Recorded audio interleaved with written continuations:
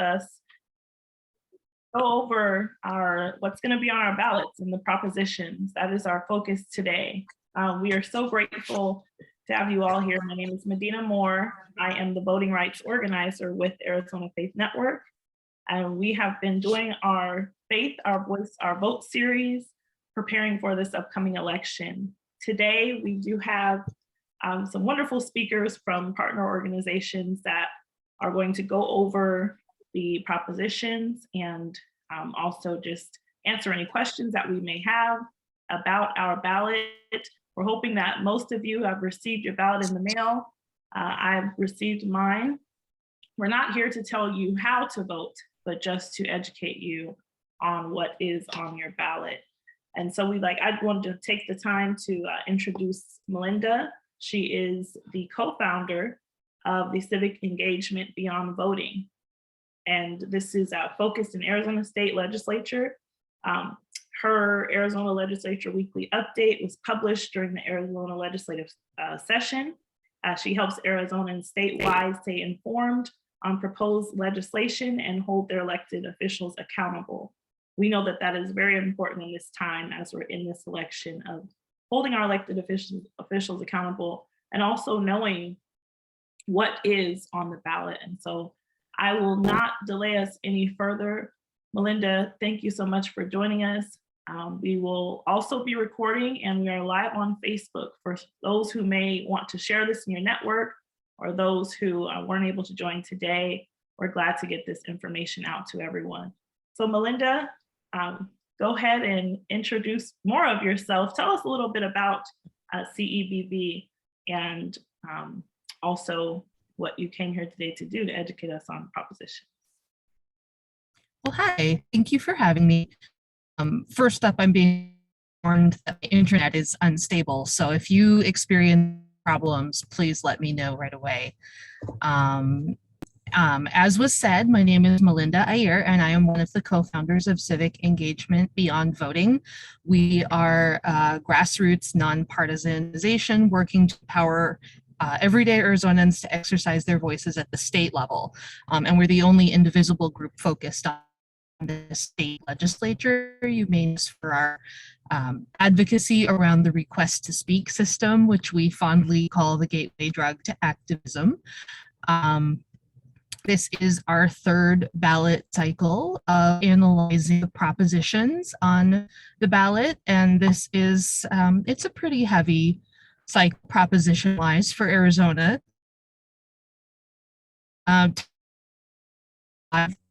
Props on the ballot, we have 10. Melinda, you're breaking up a bit, so we're having trouble. Ballot with lots of things to consider. You're breaking up a bit. We're having trouble hearing you and you're freezing. So we want to make sure we can hear what you're saying. Let's just give her just a moment to get her internet stable.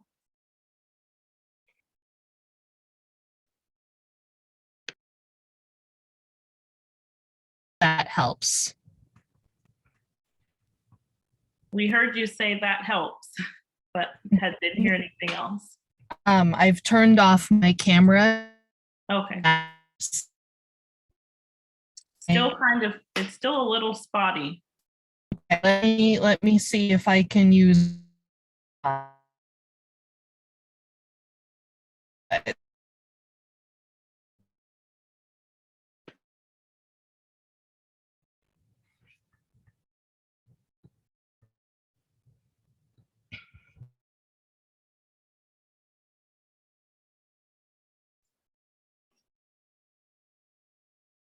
Medina, I am happy to jump in while Melinda is getting settled if you would like me to, and we are waiting for Alex to jump on.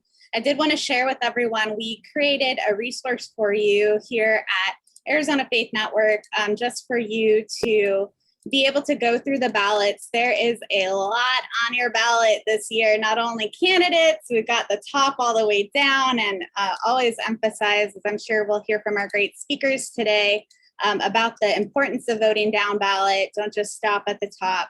But there is a resource and guide that goes through each of the propositions at arizonafaithnetwork.org/vote. It gives you just a highline overview. It is using the language from the Secretary of State's office. So it is in that big booklet that you got in the mail. Who all got those booklets already, right? It's like a doctoral book, a thesis pretty much right there to be able to get to our ballot today. But it really takes, you can definitely go there and go deeper into it, but it takes those top line, what this will do. It's a step a little bit deeper from that thumbs up, thumbs down, sideways kind of stuff we see out there too. It is nonpartisan, but definitely recommend just reading through this. And then if you want to go deeper, please go to arizonafaithnetwork.org/vote. And then also Civic Engagement Beyond Voting is amazing. Their resources, and it looks like we got you back, Melinda. So I'm going to stop talking. I apologize to everyone. I just happened to be on the road today. So I'm not sure how much you heard, but CEBV, this is the third ballot cycle that we've done an analysis of the propositions. And this year, as was already said, it's a heavier than usual ballot. Normally we have 4 or 5 props on the ballot. This year we have 10. So encourage you to flip your ballot over at the bottom, work your way up. And then by the time you get to the races with which you're most familiar, those big statewide races that are blanketing the airwaves, that will just be gravy, and you can fold your ballot up knowing that you've done everything that you could to vote your values and help protect our democracy. So where would you like me to just go through the props and talk about them? Yes, we also, before you start, Melinda, we have Alex joining us as well from All Voting is Local.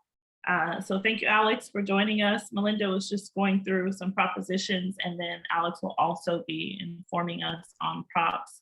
Alex, can you introduce yourself just briefly before we go into the propositions? Sure. Apologies for being late. I was sitting here plunking away at emails and was like, oh my God, do I have something else to do? My apologies. I'm Alex Gulotta. I'm the Arizona State Director for All Voting is Local. And I'm going to talk through, I think, 4 of the propositions that are on the ballot, and Melinda's going to cover the other 6. Very good. Melinda, go ahead and take us away. I might jump in if you sound like your connection is breaking up, just to have Alex fill in, but you sound fine now, so we'll go ahead and let you teach us on those propositions. I think I'm actually first. Am I first? I am, right? Yes, you're first. If we're going to take them in order. So Prop 128, so I would say Prop 128, 129, and 132, which is a little out of order, all have to do with citizen initiatives and making it basically harder to basically pass and keep citizen initiatives, right? And so 128 specifically relates to if a portion of a ballot initiative passed by the citizens is struck down by a court, if this passes, what this does is it says that then the legislature can amend it by a simple majority, right? So it sounds kind of innocuous, but it's not, right? Because in fact, ballot initiatives are very, very complicated. And in fact, oftentimes some small provision here or there may be struck down by a court, but the bulk of what is left is still valuable and viable and good for citizens and important for our citizens. And the whole purpose of going through all the time, money, and expense and heartache of passing a ballot initiative is so that the legislature can't undo it with a simple majority, right? So if Prop 128 passes, it essentially takes the voter protection away from initiatives, because very often some small provision might be challenged and struck down in court. That doesn't mean the whole rest of it should be thrown out. The baby shouldn't be thrown out with the bathwater. And if Prop 128 passes, that's exactly what that will do. And Melinda, anything you want to add on that, or did we cover that well? I would add that I feel that this prop hinges on whether we trust the courts. So this gives a lot of power to the courts.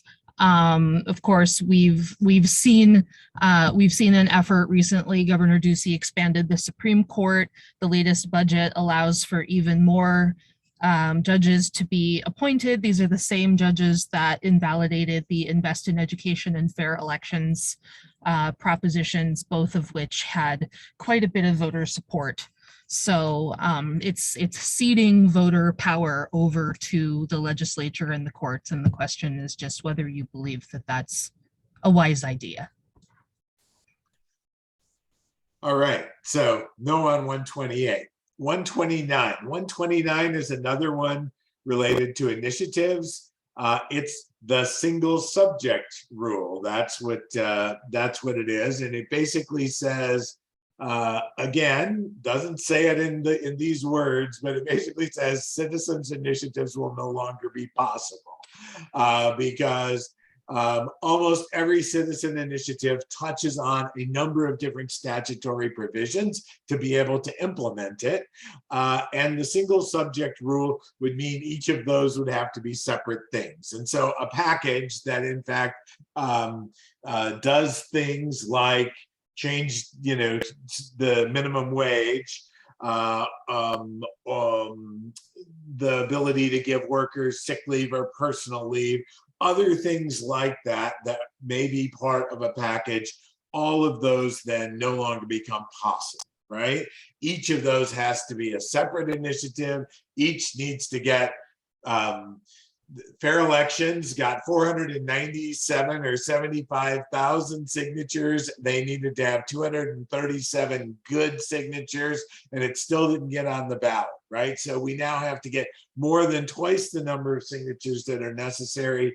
And this would basically say, and to get anything that you want meaningful passed, you'd have to break it into 3 or 4 different things, right? So this is bad. It's bad policy. It shouldn't be allowed.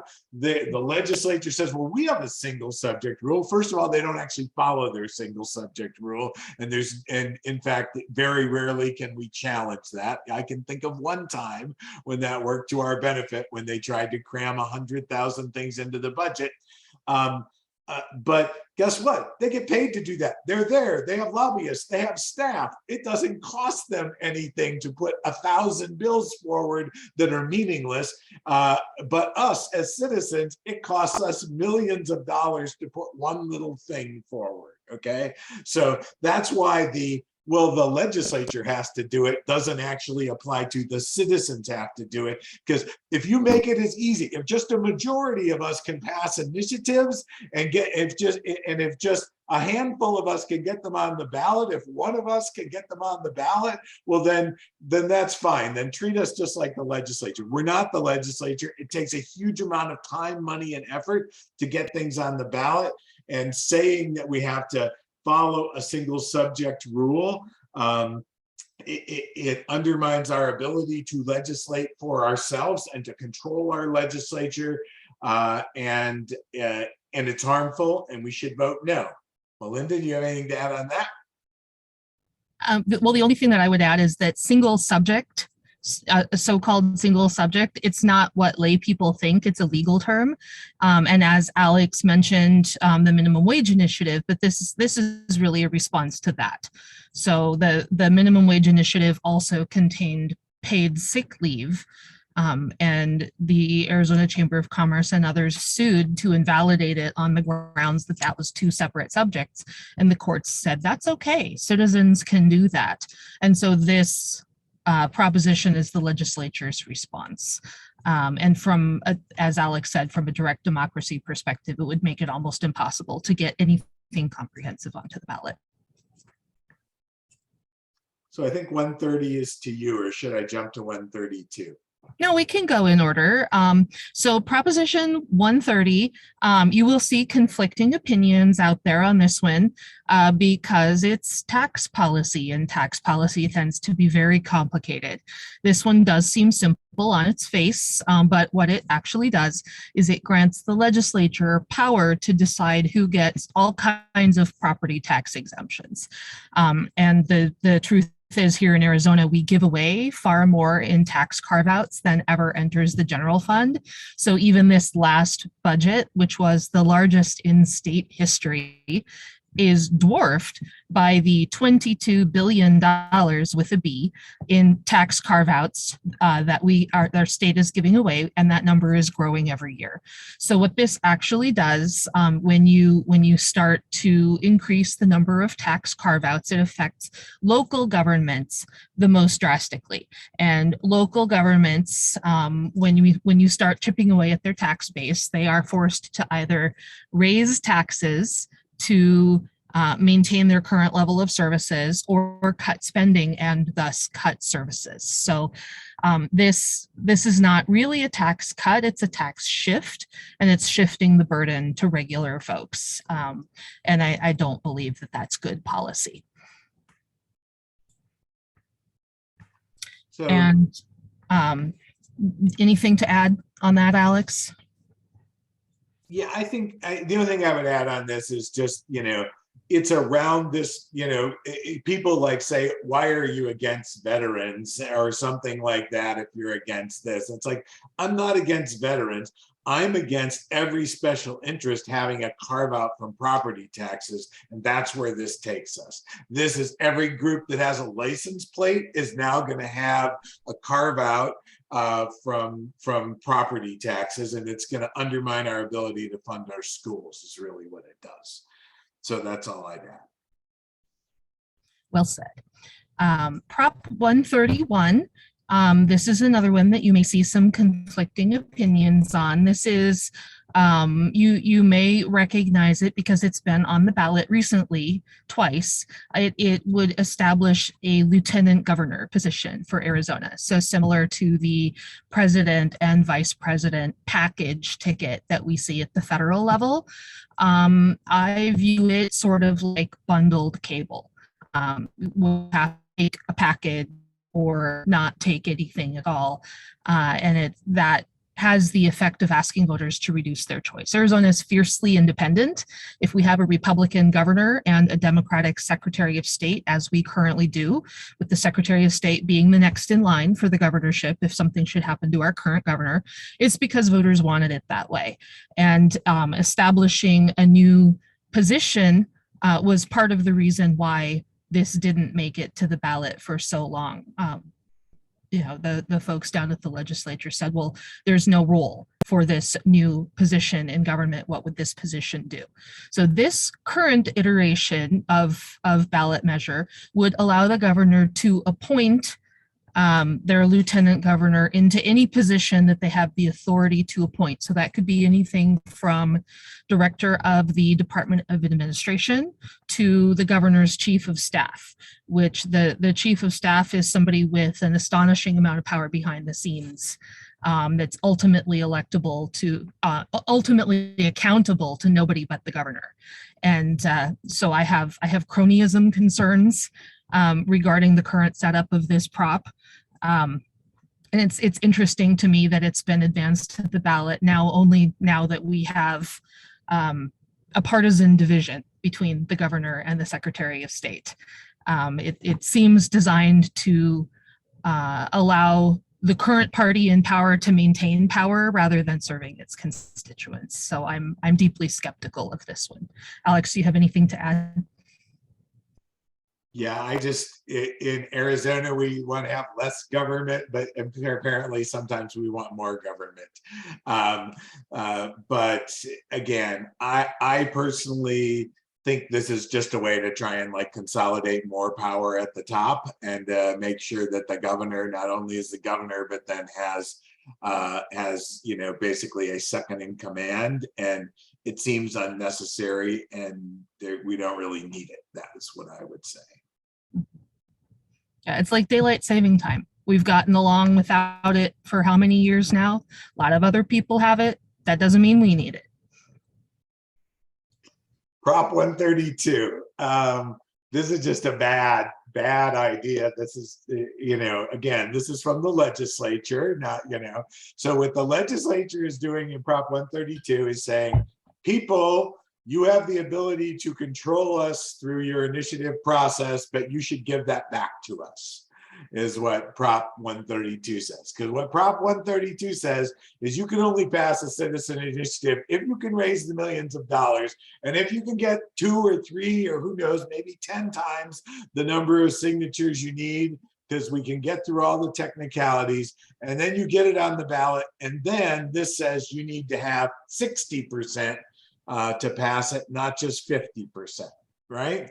And if you just look back in recent times, we banned smoking indoors with less than 60%. We increased the minimum wage with less than 60%. We approved more funding for public schools, which they then tried to find ways and did find ways to take away. And we're still going to fight about that. But all of those things are things that would not have happened, but if the 60% requirement was law. It's bad. The whole purpose of the Citizens Initiative is to provide a check on legislative power when the legislature isn't acting in the interests of the people. And why in any circumstances would we agree to say that we need a super majority to be able to do that? You can just legislate with very little lift and tell us what to do with a simple majority, but we need a super majority to legislate on behalf of the people. Bad choice. No one should be voting for Prop 132, in my opinion. Melinda? Yeah, so as Alex said, this just basically takes power away from the citizenry and gives it to the legislature. Alex mentioned a bunch of props that would not have passed. I'm not sure if you mentioned the so-called motor voter going all the way back to 1982. So the prop that has had the effect of now allowing us to register to vote when we get a driver's license. You know, even that, which is so hugely popular, would not exist if this had been in effect then.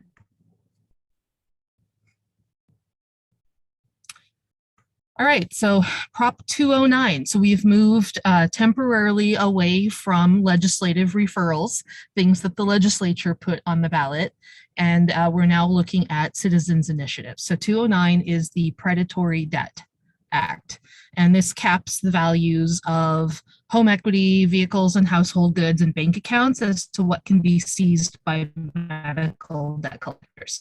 So when I was looking into this one, I knew that medical debt is a uniquely American problem, but I was really struck by the extent of it. 40% of US adults carry healthcare debt, and 2/3 of personal bankruptcies in the US are driven by medical bills. Our current system allows creditors to take nearly everything a person owns to repay medical debt, even when it isn't enough. I happen to believe that healthcare should be a basic right in any modern society. But even if you don't believe that, if you look at this just pragmatically, if you don't allow people to retain adequate resources to keep them from spiraling into poverty, you are not going to get them to pay their debts back. So this, to me, is a common sense change. Let people keep enough assets to get their feet back under them so that they can continue being productive members of society and paying back their debts. Alex, anything to add? I came to Arizona in 2018 and started doing voting rights work. But before that, I was a legal aid lawyer for 33 years. And the number of bankruptcies that we had to file on behalf of poor people who couldn't pay medical debt is extraordinary. This is not exaggerated. It's horrible that people in our country, when they get sick, basically go into financial ruin. And basically we take everything away from them because they can't afford to pay for healthcare. It's a crime. We should have better health insurance and we should have better systems, but until we do, we shouldn't take people's homes away from them or otherwise debilitate them, especially if it's for medical debt. This is in some states, there are exemptions that are richer than this. In Florida, any debtor can own their entire value of their home is exempt, right? So you can't take somebody who lives in Florida's home. People move to Florida to run from their valid debts, but this is just limited to medical debt, right? This isn't just any debt. This isn't deadbeats who are trying to get away from something. These are people who've been harmed because they can't afford health insurance. It's like, it's wacky that we live in a country that allows this, and this, the fact that people took time to get this on the ballot makes me feel great about Arizona. How about that? Well said. Well said. So now is, which is variously known as Stop Dark Money, Outlaw Dirty Money. You're probably pretty familiar with this one because it's the fourth attempt at making it onto the ballot. So finally, we get to vote for this, right? Can you repeat the, I'm sorry, can you repeat the proposition? Proposition 211. Thank you. It just went out a little bit, so I wanted to make sure everyone heard that. So I do get a lot of questions about Prop 210. Where's Prop 210? So that was the Free and Fair Elections Act. And if you look in that giant booklet that was mentioned before, I believe that it is in the booklet, but the Supreme Court has invalidated it. So we don't get a chance to vote on Prop 210. But Prop 211, you've all seen the glut of political ads. Thank you, Dark Money. This just says if you are going to try and influence voters with your money, you have to say who you are. So anybody that spends $5,000 or more on for or against any candidate or ballot measure, you got to say the true source of your money. And this is overwhelmingly supported by voters. In 2018, 91% of Tempe voters put something similar into their city charter. It gives voters the chance to decide whether we should get to know who is secretly spending big money to try to influence our vote, makes us more informed voters, helps us make better decisions. And really the only folks that are against this are those who are out there spending big money to try to influence our votes. So this to me is an absolute no-brainer. Vote yes. Anything to add, Alex? The rich should not control the rest of us. Yeah. Right. Next up is Proposition 308, which is access to in-state tuition for Dreamers. So this just says if you attended high school in Arizona for more than 2 years before graduating, you get to be treated like every other student in Arizona. No special treatment, no cutting in line, just allowing them access to the same playing field that every other student currently enjoys. So I have 2 kids, one's a freshman in college and one's a junior in high school. So I've seen this play out in real life. I've seen my children's peers going to Yale rather than an in-state Arizona university, because in Arizona, they had to pay triple the tuition rate that their friends did, and they didn't have access to scholarships or financial aid. And we have paid for these kids' K through 12 education. And now just when they're becoming productive members of society, we should not be sending them away to Yale because it's cheaper. They probably will never come back. So we that's a brain drain. You know, we want to, it's the right thing to do. We want to keep these kids here in Arizona, you know, enriching our state and not sending them away. I could say lots more, but that's really the best way to explain it. Alex, anything to add? I'm just amazed at how many young people I work with every day that are dreamers, right? That are folks who are here, who are trying to like make our country a better place to live, and who don't have the benefit of higher education in the same way that other people do. And they're like still breaking their backs to try and make this a better place to live. And we should pass this for all of them.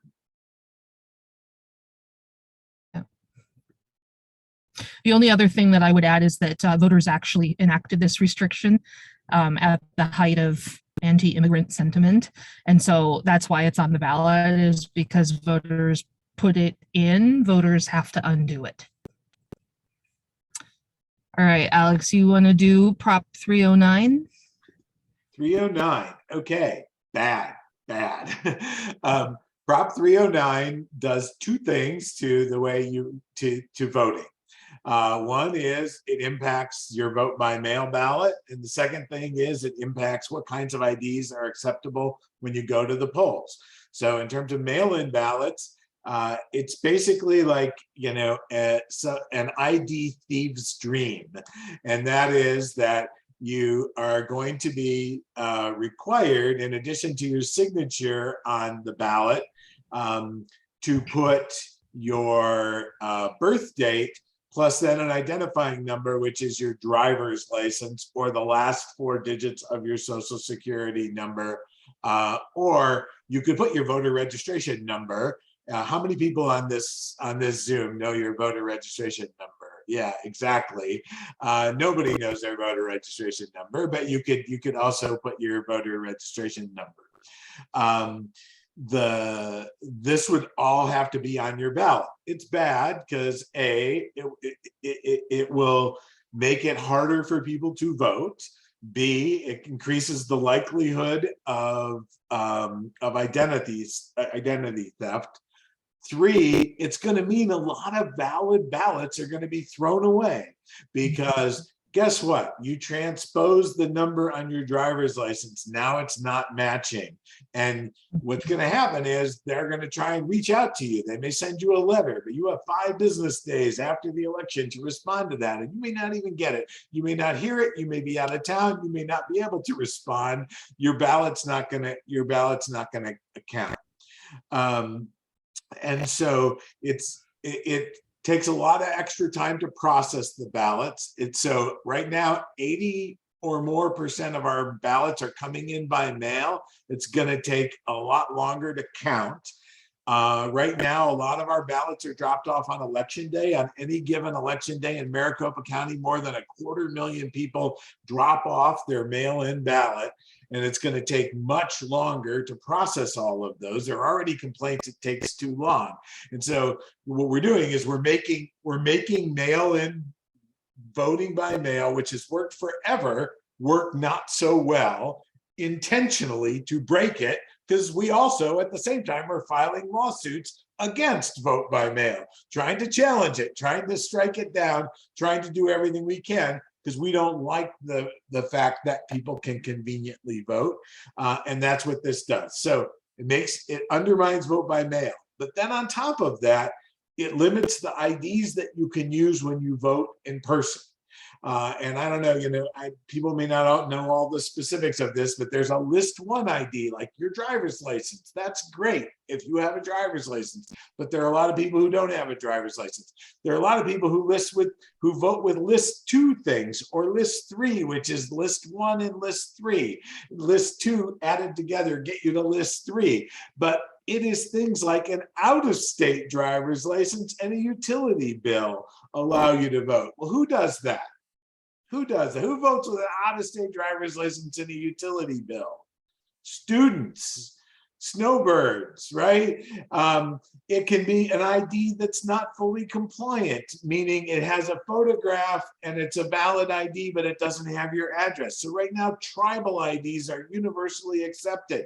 Only a subset of tribal IDs will be able to be used in the future if this passes, because of the fact that it limits if all of the things aren't on the ID. List 1, meaning your photo, your address, and your name, your photo, and your address. If all of those things aren't, so a lot of tribal IDs just have your name and your photo but don't have your address, right? They don't update them and people move.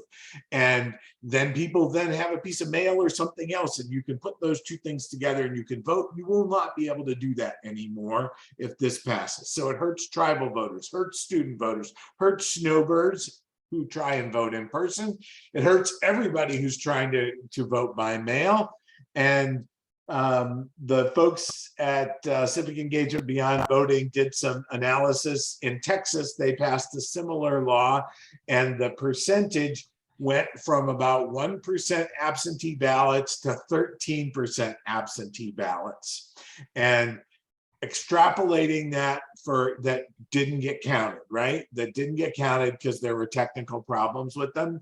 And if you translate that into Arizona numbers, 13% of the ballots being rejected would be almost 400,000 ballots, 396,000 ballots. So if this passes, we could just inadvertently throw away 360,000 people's votes because somebody made up a story and sold it about why vote by mail is not secure. And they sold it to people because they lost an election. And so, you know, a lot of harm has been done to our elections by conspiracy theories and lies, but making people believe that vote by mail is insecure and inadequate and improper is a huge one of them. And if this passes, that means bad people won. Okay, because this hurts voters. It doesn't matter what letter is behind the name that you vote or who you vote for, whether it's Democrat or Republican. This will hurt everyone, and it's bad policy. And I encourage everybody to vote against it. So for me, the real issue is, why are politicians asking us to make it harder for our votes to be cast? What do they have to gain?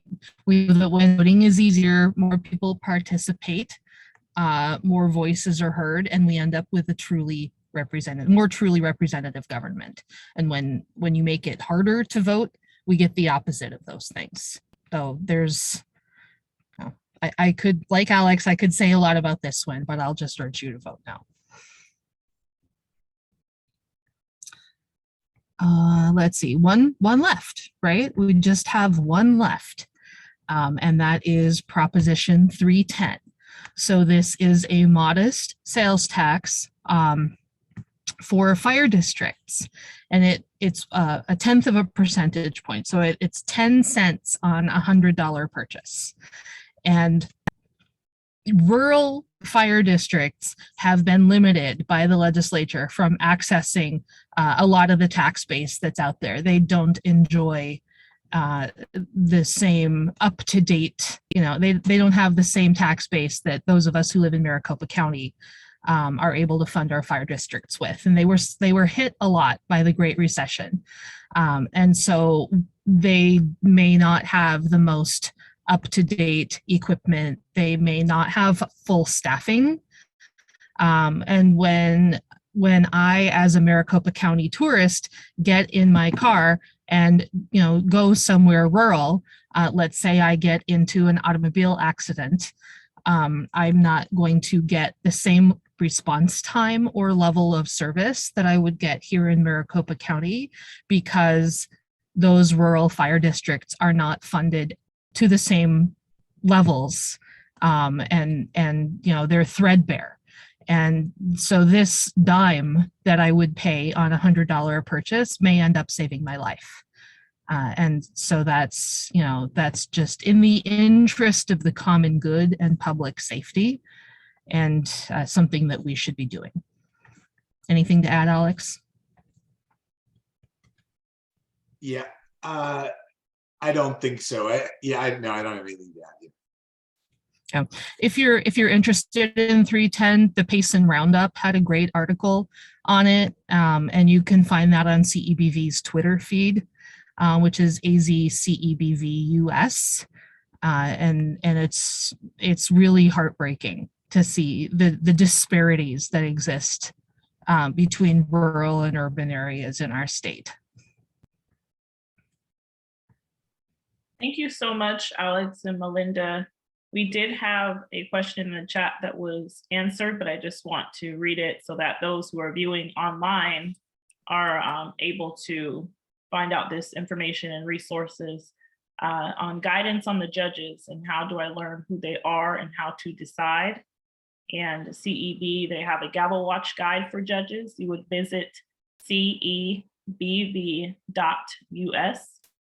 And there's also resources on the azcourts.gov. Do you guys want to add anything else to that in regards to how to have a guide on judges or not necessarily who to vote for, but where we can look at and any other information on selecting judges. So CEBV looks at a number of sources of information, including the judicial performance review. Our full methodology is linked in our Gavel Watch document, but this is an area of the ballot where it is very difficult to find information. And even the judicial performance review, perhaps 300 surveys will be sent out and 50 or 60 will be returned.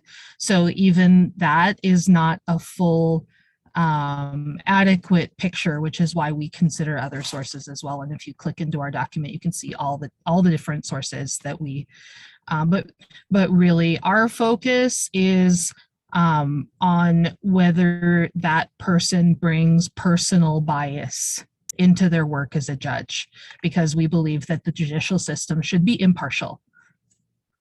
So that's what we focus on. Thank you. Alex, anything you'd like to add? I would just say that I think the Civic Engagement Beyond Voting guide is really helpful on this. Thank you so much. And I would also say that there are a few judges that I also am going to choose not to vote for personally, but some of them, there were concerns, but it did not rise to the level of a no recommendation. So just encourage you to read the full methodology and make up your own minds. Thank you for the resources. Do we have any other questions in regards to propositions? Any questions for Alex and Melinda?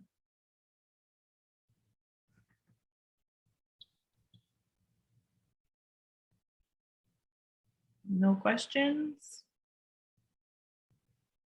Okay, that was a lot of information and good information. I was taking my notes of the ballot or of the propositions. We know that we're going into this election season and we want to go into it with resources and the right information, especially as faith communities and leaders, as whatever does get on the ballot, we have to deal with the aftermath. And so all people.